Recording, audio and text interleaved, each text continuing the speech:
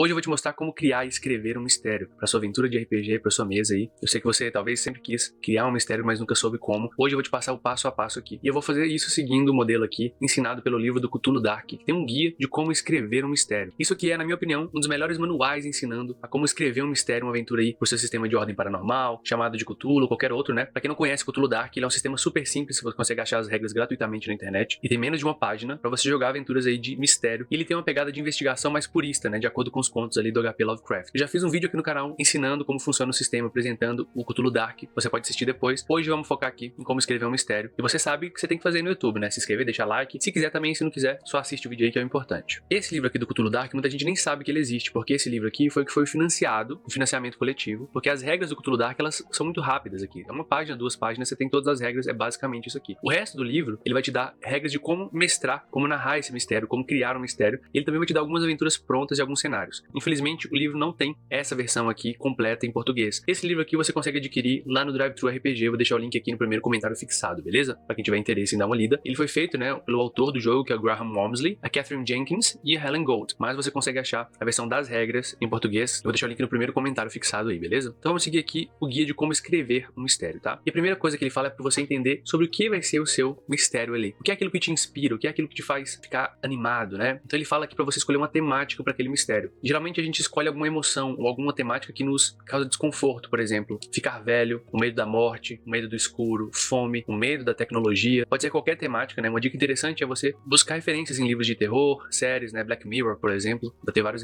referências interessantes aí pra você. Depois você vai escolher o cenário, onde que fica e onde vai se passar esse mistério. Então ele pode ser na Inglaterra vitoriana, ele pode ser nos dias atuais, ele pode ser no futuro, ele pode ser no Brasil colonial. Então você vai escolher o seu cenário. É importante você, depois que escolher isso, pesquise um pouco sobre esse cenário, sobre elementos que existiam na época, pra você conseguir trazer isso dentro do seu jogo, tá bom? Depois de fazer isso, a gente vai encontrar qual é o horror. E o horror é mais do que a temática. O horror vai ser aquele ponto final, é o final da aventura. É aquela coisa que os jogadores, quando descobrirem, vão falar: nossa, eu não acredito que isso aconteceu. Então tem que ser algo, por exemplo, que combine com o seu cenário, com sua temática. Então aqui ele dá o exemplo, né, que na Inglaterra vitoriana, né, a Londres de 1851, ele se pergunta, né, o que incomoda, o que deixa as pessoas desconfortáveis, né, sobre essa Londres vitoriana. Aí ele coloca aqui algumas opções: é a fome, pode ser a igreja, né, que era uma instituição muito forte, pode ser a destruição das favelas ali, né, dos condomínios mais pobres. Tem várias coisas aqui que você pode ligar o seu horror a isso. E o horror é interessante que você vai pegar essa coisa que incomodava a época, né, e você vai ligar ela com sua temática. E ligar ela, mais do que isso, a alguma coisa que a gente vai ver depois que é uma ameaça, tá bom? Mas a gente não vai entrar nisso ainda. Ele dá aqui um exemplo. Vamos dizer que seu mistério é sobre pessoas traindo aqueles que elas amam. O que te causa desconforto nisso? É a ideia de que você nunca vai completamente poder conhecer aqueles que você ama? Então você vai transformar isso, essa ideia, em um horror. Você pode escrever, por exemplo, sobre as pessoas que são entes queridos dos personagens, né, dos investigadores,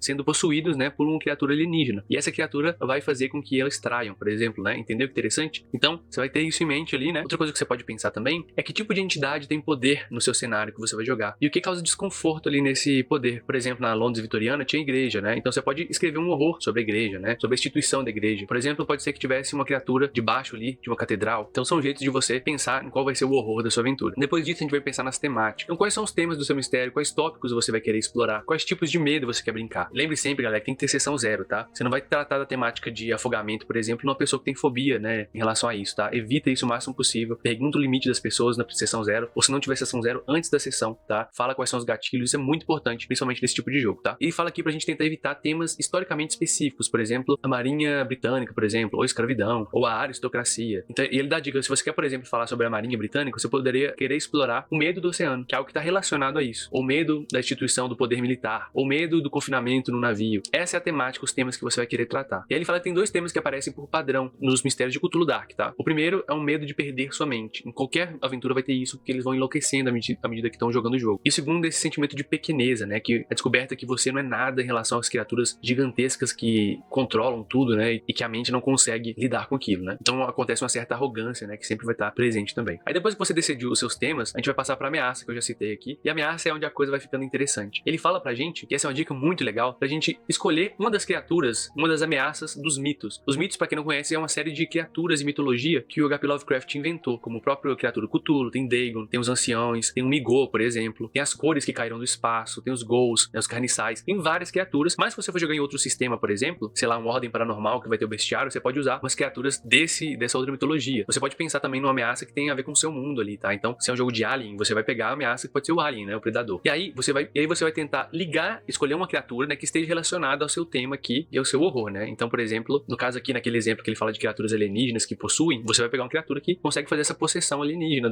das pessoas. E aqui o legal é que esse livro ele traz aqui, lá na página 52, deixa eu abrir ela aqui, uma lista de vários dessas criaturas dos mitos, né? Com os temas que ele pode carregar aqui de baixo. Se você não tem um livro, né? Se você não lê inglês também, uma coisa que você pode fazer é procurar na Wikipedia mesmo, as criaturas do mitos. Você pode procurar os contos do H.P. Lovecraft, que a maioria deles, né?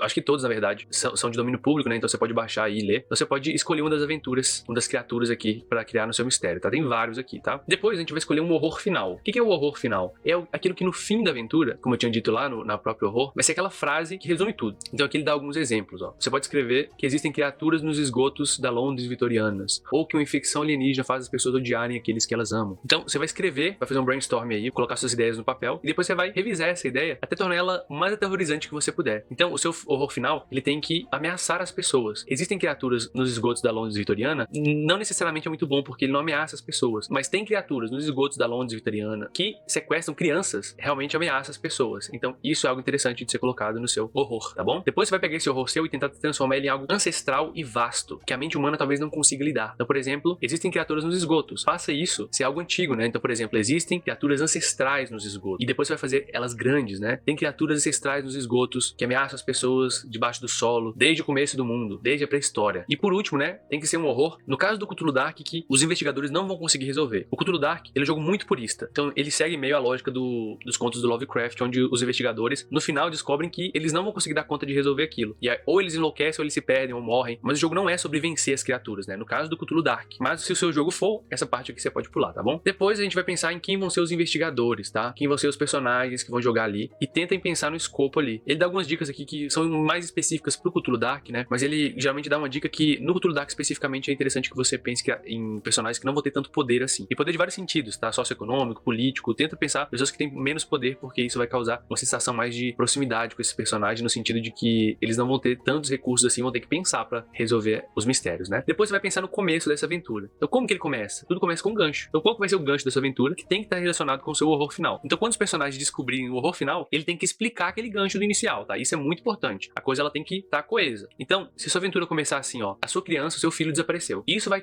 ser explicado, vai estar ligado lá no final quando criaturas ancestrais sequestram crianças. Então, uma coisa tem que explicar a outra, tá? Muito importante isso. E aí, é importante ele dar uma dica aqui que vale pra qualquer RPG, né? Escolha um gancho que faça os investigadores agirem. Então, esse gancho que ele deu, né, que o seu filho desapareceu, faz os investigadores entrarem em ação. Eles precisam achar o que aconteceu. Agora, se você usasse um gancho, você sonha com criança desaparecendo. É fácil ignorar isso. Então, evita coisas que são fáceis de ignorar, porque aí você vai manter, já vai começar o jogo com a história se movendo, né? E pra fazer isso, você vai transformar isso em algo pessoal, em algo imediato. Você encontra uma criança muito machucada, né? É pessoal, virou pessoal. Ele encontrou. Ou aconteceu com a família dele, por exemplo. E outra coisa, faça imediato, né? Algo que aconteceu de repente, algo que quebra um padrão, em vez de algo que tá sempre acontecendo. Crianças estão desaparecendo. Beleza, mas tá acontecendo. Então, por exemplo, se ele fala assim, você tem sonhos de crianças desaparecendo debaixo do chão. Beleza, né? Algo que vem acontecendo. Agora, você sonha que uma criança está sendo sequestrada nesse momento. Você vê o lugar. Então, olha como que isso fica imediato, né? Então, coisas que vão fazer os personagens reagirem. Depois, você vai escrever um prólogo, né? Que é como você vai começar a escrever seu mistério. Você vai começar a descrever, no caso, né? É interessante que nesse prólogo é aquele momento de apresentação dos personagens. Você pode pedir pra cada um descrever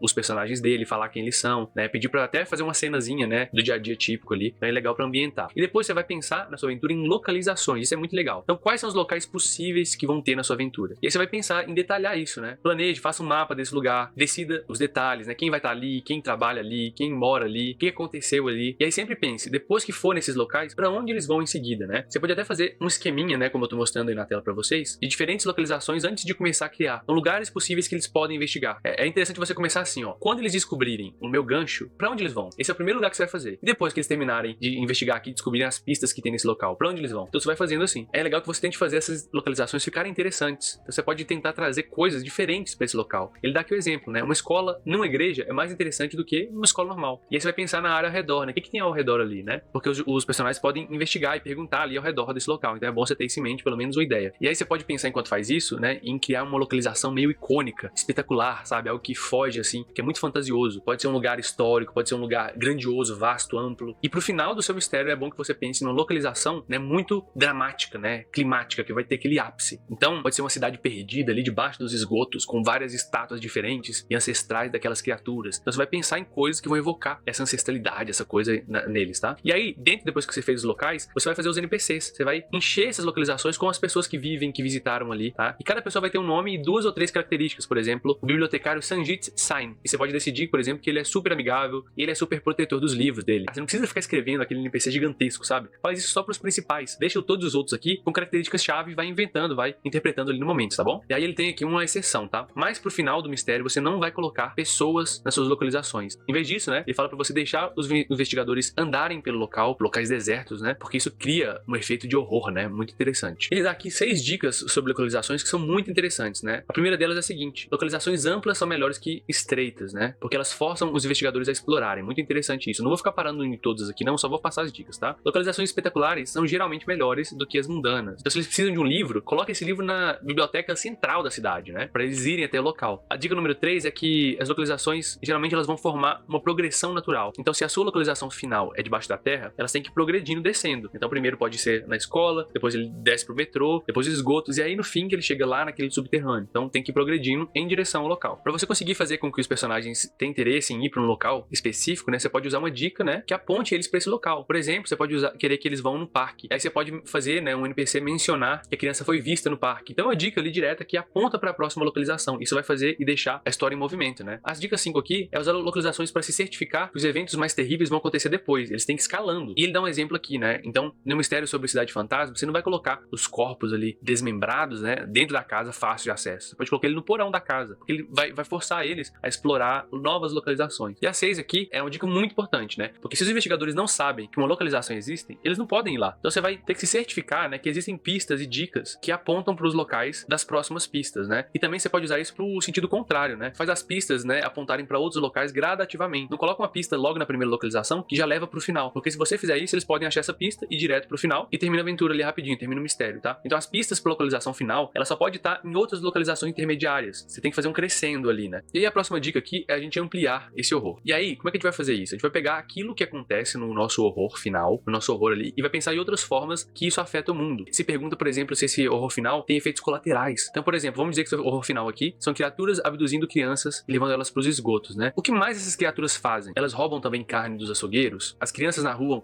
cantam sons, né, música sobre elas? Ela faz um barulho que lembra os habitantes ali de Londres, dos sonhos deles, né? E aí você pode perguntar várias coisas, né? Como esse horror, né, ameaça de outras formas o ambiente ao redor dele, ou qual traços ele deixa. Então isso aqui vai ser pistas, tá? Que eles podem seguir, tá? Tudo isso aqui vão ser pistas que você pode deixar nas localizações pros seus jogadores. E aí vem uma dica, a nossa próxima dica, que foi o que mais explodiu minha mente, assim, porque eu acho essa dica aqui genial. São os creeping horrors, que eu traduzo aqui como toques horripilantes, né? Toques sinistros, que são coisas que você vai colocar, alguns toquezinhos na sua aventura, que vão estar ligados com o seu horror, mas que são coisas sinistras que vão acontecer à medida que o seu mistério vai seguindo. Então toda vez que um personagem ali vê uma criatura maligna, ou ele lidar com alguma coisa que ele não consegue conceber, toda vez que ele perder sanidade, toda vez que você quiser dar ritmo pro jogo, você vai usar um desses toques sinistros. E aí eles têm que ser coisas que são inexplicáveis, coisas que são momentos de estranheza, que vão se repetir, né? Então, por exemplo, se o seu mistério for sobre crianças abduzidas, crianças cantando pode ser um desses toques horripilantes, né? Ouvir o som de uma criança cantando do nada. Então, através da sua aventura, do seu mistério, essa ideia de crianças cantando iria se repetir. E aí depois, nas docas, os investigadores poderiam descobrir crianças cantando ali, né? Ao som das ondas. E no fim do mistério, eles descobrem que as crianças estão observando ele ali silenciosamente, né? Fazendo um som com a boca. Olha que interessante. E aí você pode colocar vários desses toques, né? Então ele dá vários exemplos aqui. Triângulos, por exemplo, é um desses toques horripilantes. Então a temática de triângulos vai se repetir à medida que a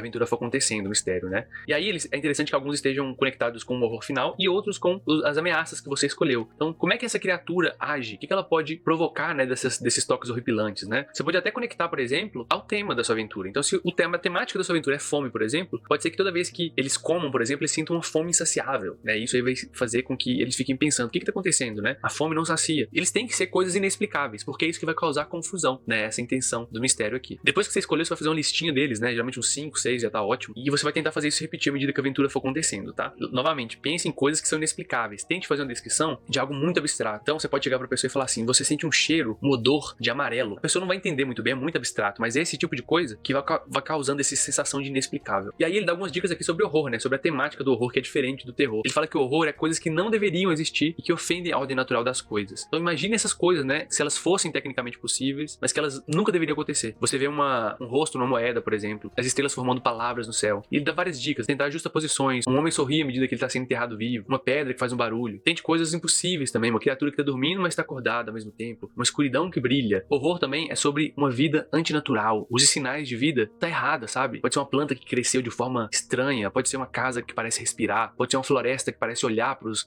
investigadores. O horror também é sobre nojo, né? Fale sobre algumas coisas que causam nojo e que também causam um certo medo, né? Um túnel pinga um líquido nojento ali, fétido. E horror também é sobre perder controle. Tenta pegar o controle, tomar o controle dos investigadores de formas inesperadas. Uma emoção, né? Isso aqui eu até nem concordo tanto, tá? Porque eu não gosto de descrever tanto emoções que os personagens têm, sabe? Acho que isso aí é mais seara deles. Mas você pode usar, por exemplo, coisas que o seu personagem fez, mas que foram percebidas diferente pelos outros. Então, em vez de falar que, por exemplo, ele se sentiu com medo, você pode falar que os outros personagens, quando ele falou isso, perceberam que a voz dele falou trêmula. Mas ele mesmo, ele não falou isso. Então é algo estranho que tá acontecendo ali, né? Então é uma dica aí. E ele dá outras dicas também pra você narrar terror, né? Que é você manter ele vago e distante. No começo e no final ele vai ficando cada vez mais claro, vai tendo cada vez mais dicas e pistas que você vai colocando nas localizações, vai ficando cada vez mais e mais estranho. Tem que ir fazendo esse crescendo, tem que ir construindo isso, né? E aí aqui ele passa, né, a dar mais algumas dicas, né, de viagem, exploração e comida, né? Que no Cthulhu Dark você pode simplesmente pensar como essa viagem vai ser feita, de forma a permitir que eles viajem, né? Visitem lugares diferentes, né? Coloca as localizações em locais diferentes, né? Longe, talvez. Porque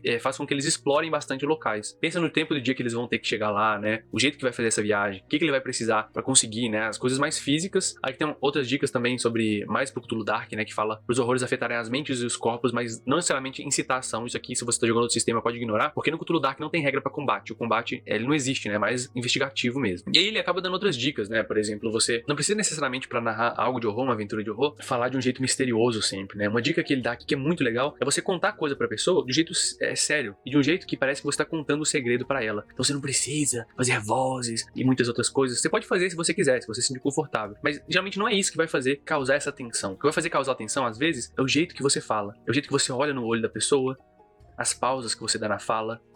É o jeito que você conta aquela coisa pra ela, como se fosse uma coisa que só ela sabe, que só ela consegue entender. E é isso que vai causando aos poucos essa imersão nos personagens, dos investigadores, e que vai fazer aos poucos também o seu horror ficar muito mais crescente, né? Vai criando aquele clima de horror mesmo, que no final vai ser resolvido num grande ápice aí da aventura. E se você tá vendo esse vídeo até agora e não deixou nenhum like, eu sinceramente não sei mais como te agradar, meu querido. E se você gostou desse vídeo, vai gostar desse outro aqui também, onde eu apresento o Cthulhu Dark pra você e explico como ele funciona. Até o próximo vídeo pra uma nova aventura.